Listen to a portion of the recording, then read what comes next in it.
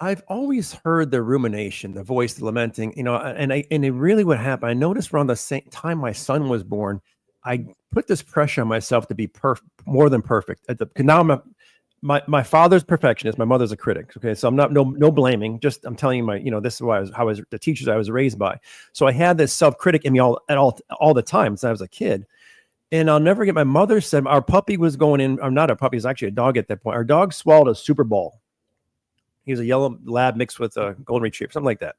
Big dog. He swallowed a Super Bowl ball and he had to go to the vet and get a surgery. I'll never forget. I was Nancy. I was probably 7 years old. And my mom said to me, oh, she was torn apart. His name was Cannon. Cannon's got to have surgery. I'm not sure if he's going to live and this and that. She was like, and she goes, always assume the worst.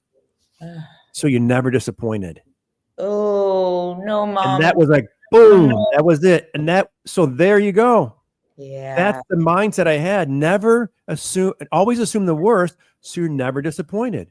I learned how to be a worrier by a master worrier.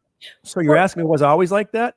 Yeah, I probably was always like that. But when I had my son, now I had the critic and the perfectionism. I got to be this perfect father. And then the rumination really kicked in. And then in 2019, it was out of control for 5 years.